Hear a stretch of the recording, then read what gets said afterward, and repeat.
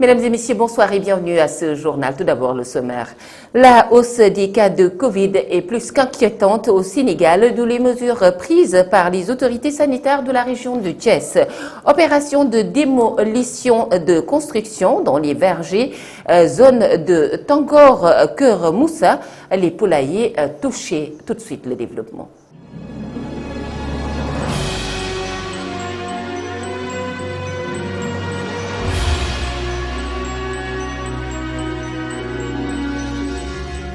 Bonsoir à tous. Tout d'abord, le point Covid de ce mardi 20 juillet 2021. Le ministère de la Santé et de l'Action sociale a reçu les résultats des examens virologiques ci-après. Sur 2573 tests réalisés, 902 sont revenus positifs, soit un taux de positivité de 35,06%. Les cas positifs sont répartis comme suit: 87 cas contacts, suivis par les services, aucun cas importé, 815 cas issus de la transmission communautaire. Malheureusement, 9 décès ont été enregistrés hier lundi. Restons dans l'actualité Covid. La propagation du Covid-19 ainsi que la troisième vague annoncée pousse les acteurs de la santé à alerter davantage les populations sur la gravité de la situation. Au district sanitaire de Thiès, le médecin-chef Moustapha Faye s'érige en sentinelle pour demander aux populations d'aller se faire vacciner. Nous l'écoutons. Oui, ces derniers temps, nous avons constaté quand même une augmentation de la fréquentation des sites de vaccination contre la Covid-19. Donc il y a quand même une affluence, ce qui montre qu'il y a quand même un éveil de conscience par rapport à l'importance de la vaccination contre la Covid-19.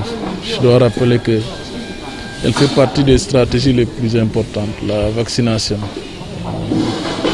mais aussi associé à d'autres types de prévention tels que les gestes barrières. Cela permet quand même de se protéger efficacement. Donc, en tout cas, on a constaté qu'il y a un éveil de conscience. C'est peut-être parce qu'ils ont constaté qu'il y a quand même une troisième vague avec une recrudescence des cas dans les grandes villes, notamment Dakar, Thiès, Kaolack. Donc, ce qui a fait qu'on a constaté qu'il y a une augmentation de la fréquentation des sites. Mais nous invitons la communauté à sensibiliser les personnes âgées, surtout, et les personnes qui vivent avec des comorbidités telles que l'hypertension artérielle, le diabète ou des maladies chroniques à se faire vacciner parce qu'elles sont toujours les couches les plus vulnérables. Elles sont beaucoup plus exposées, donc nous les recommandons vivement de faire en sorte que ces personnes de plus de 60 ans, ces personnes qui ont des comorbidités puissent prendre 2 doses d'un vaccin pour être protégées. Maintenant, on a constaté que les jeunes de plus en plus et les adultes commencent quand même à se faire vacciner. C'est important, mais il est encore plus important que la cible la plus vulnérable soit touchée en premier en termes de vaccination. À un jour de la fête de la Tabaski, Dakar commence à se vider de sa population. Beaucoup de Sénégalais retournent auprès de leurs familles établies dans les régions pour célébrer la fête. Pourtant, le président de la République, Macky Sall, a demandé aux populations sénégalaises de rester chez elles pour éviter la propagation du Covid-19. Le port du masque est désormais obligatoire dans les lieux publics et les transports.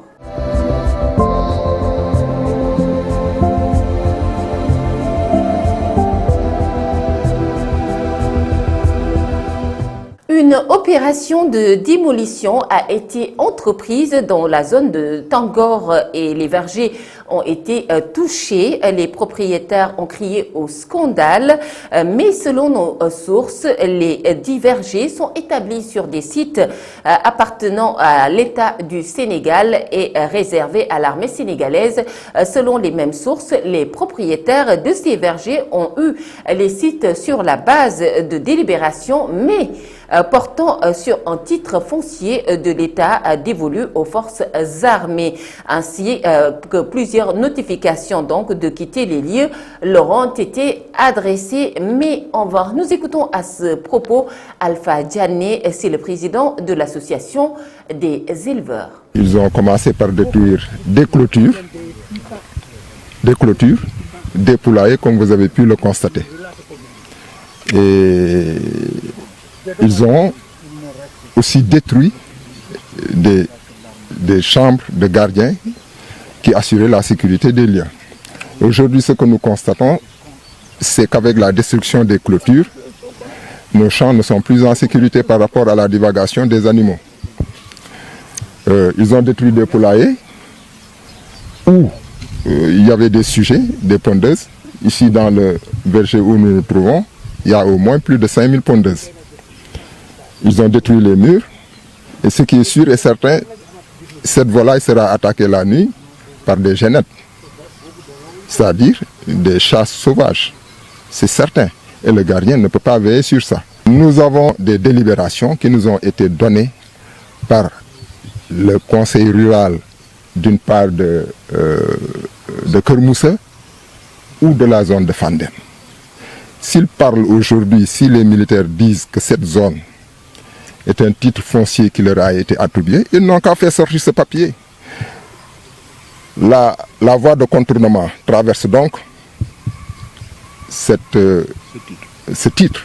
Le KM2, KM3, KM1 traverse aussi cette zone. Nous nous trouvons au-delà de cette route, c'est-à-dire sur la gauche, vers le nord.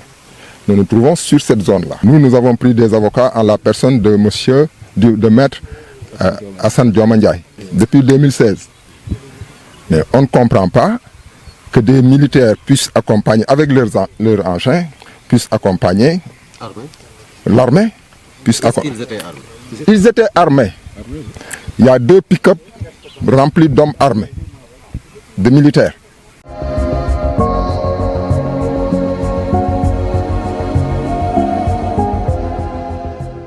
Actualité nationale, exclusion définitive de l'élève agressif et agresseur de son surveillant. L'actualité nationale, c'est avec Fatou Karagé. Actualité nationale, exclusion définitive de l'élève agresseur de son surveillant. La sanction vient de tomber pour l'élève Maodo Malick Ndione qui a agressé le surveillant du lycée de Sanguin. L'élève auteur des faits exclus informe le ministère de l'Éducation nationale. Le potache en question est en classe de 5e.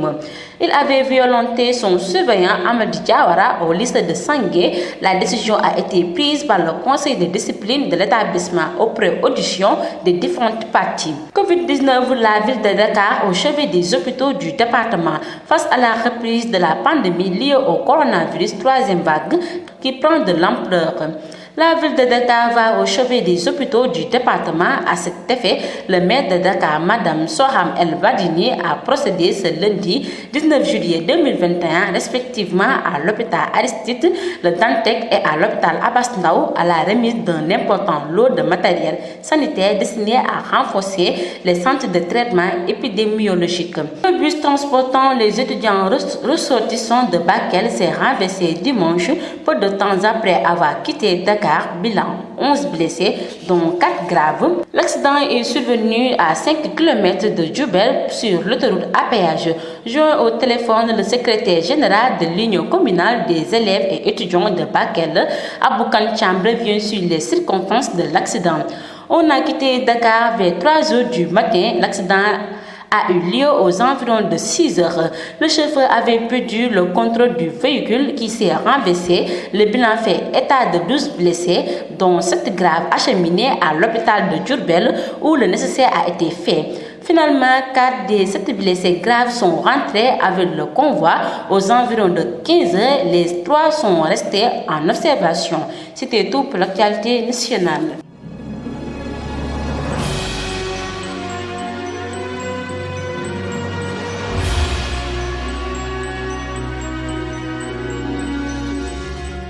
Actualité internationale à présent au Mali, tentative d'assassinat au couteau contre Assimi Goïta.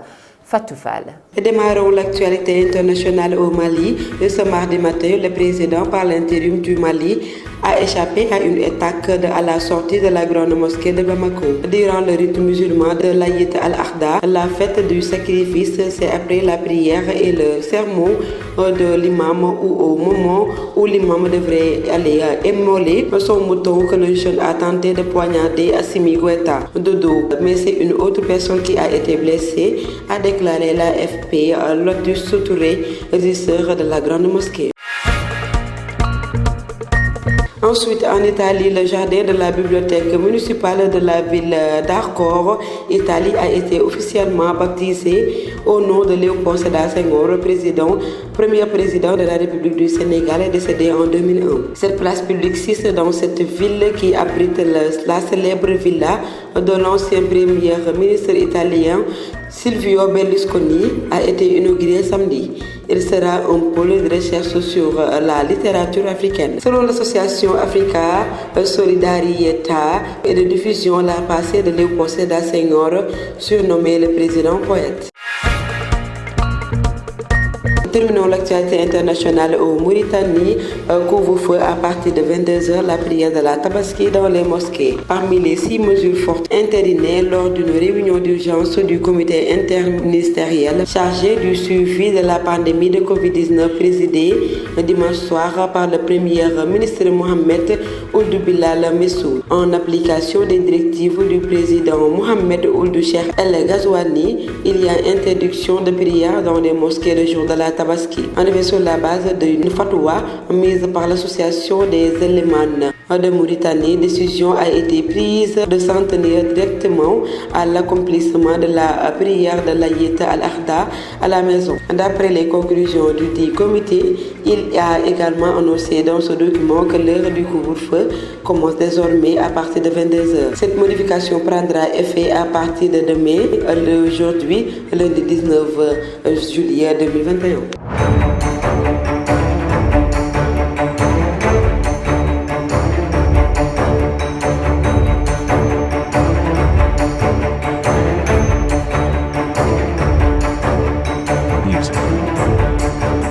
À présent, les sports, c'est avec Mamadou Saturnion. Grosse inquiétude à 3 jours de l'entrée en lice de la sélection d'Afrique du Sud aux Jeux Olympiques de Tokyo, jeudi contre le Japon.